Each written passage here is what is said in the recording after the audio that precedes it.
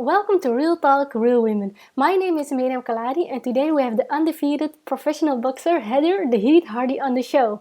Welcome, Heather. How are you? Doing well, thank you. And yourself? I'm fine. Thank you so much for your time. Let's start at the beginning, Heather. How did you get into boxing? I started boxing when I was in the middle of a divorce and I was living with my sister and both of our kids, and I was working a lot. And they opened a little kickboxing gym by my house, and they were open in the evenings late, like after I got home from work. So my sister was like, on your way home, just stop, take the classes, do something for yourself. So I did, and within like 3 weeks, I had my first fight and I won, and just can't get me out of the ring since then. And after 11 months of training, you captured your first title. What was that moment like? It was probably one of the best moments of my life.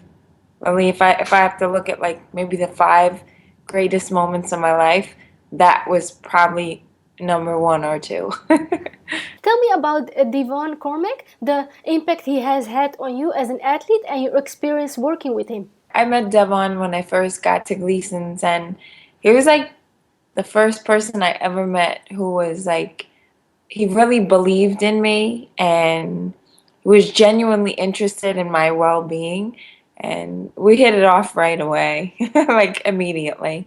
And you made your professional debut in August 2012 and are undefeated to date, holding many boxing and kickboxing titles to your name. What do you feel has had the biggest contribution to your success? You got to have a good coach and a strong will to do this job. And I've been really fortunate with Devon, who's been able to teach me how to do things. But one thing I bring to the ring every time I fight is I don't like to lose.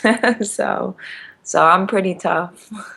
As a young girl, did you ever imagine yourself being a professional fighter, seeing yourself on TV and the web, and being a role model to men and women across the globe? And how has that impacted you as an individual? I never saw this coming at all. It's still like all so surreal to me. Like I'll see things on TV or in the newspaper, and I'm like, oh my God, that's me. I was always a tomboy. I never thought I'd be a fighter. I was 28 before I had my first fight, so it wasn't something I looked at for my whole life. But I think I always had a feeling like I wanted to do something great. And how has that impacted you as an individual? Boxing kind of showed me like the brighter side of life. There are so many times in life that you go through that you fight really hard, but you don't have a chance to win. No matter what you do, you don't come out on top. There were times when there weren't enough hours in the day for me to work, to make money to feed my family. Um, but boxing has showed me that it's a place where you can fight hard and win and come out successful. Hard work shows and pays off. Right. And tell me about your nickname, The Heat. Where did it come from? Devon always called me the Heat because I'm a pressure fighter. I bring the heat.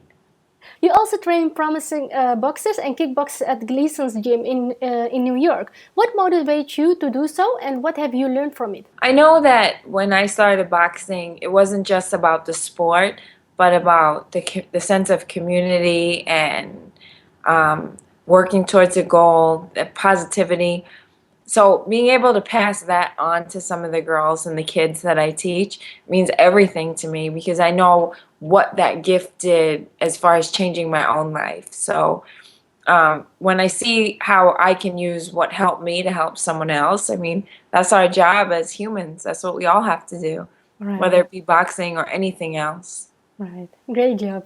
And as a fighter, you never really know what you will face during your next fight. How do you stay calm and focused in the weeks leading up to your matches? Well, it's like you said, you got to stay focused no matter what it is, whether you're a police officer or a professional fighter. You never know what's going to happen for the day, but you got to just do all the little things that you have to do. And on an average day, you get up at 4:30 a.m. and are in a gym before 6 a.m. and train multiple times a day. Where do you find the drive, energy, and motivation to keep going year in, year out?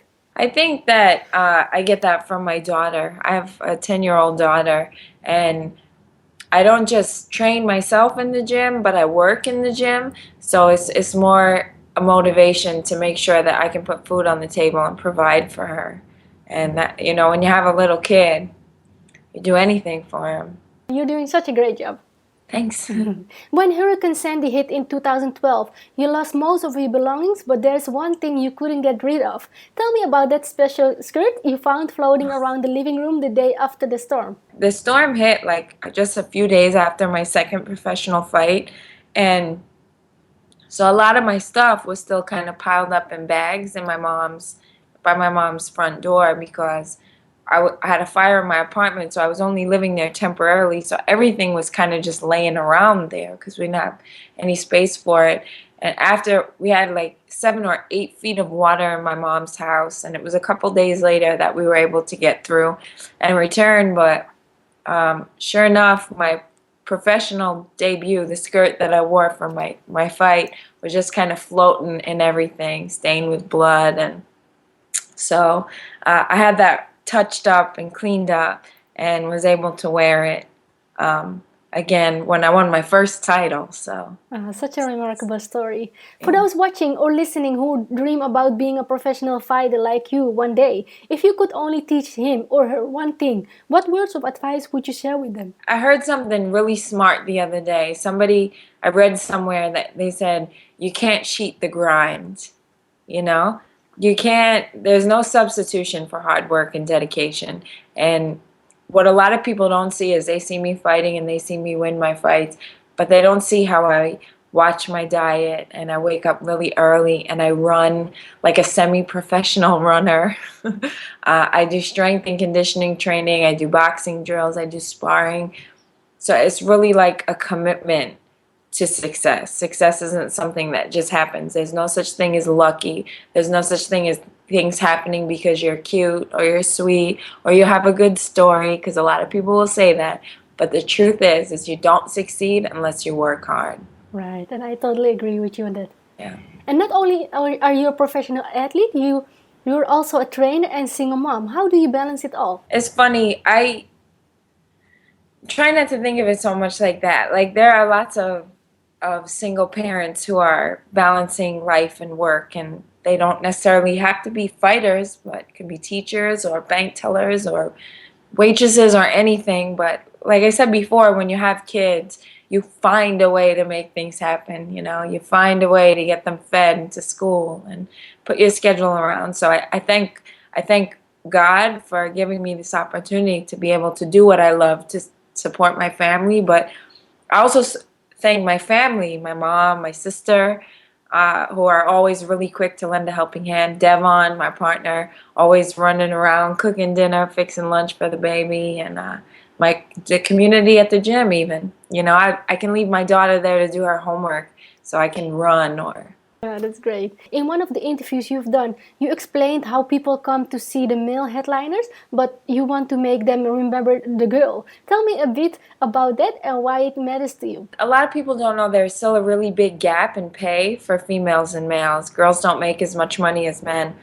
And I hate to say I was fortunate, because I wasn't fortunate. I worked really hard to get signed by a promoter, sold a lot of tickets. But I am very fortunate that my promoter supports me as a female boxer and just considers me a fighter. But Lou DiBella is very few and far between.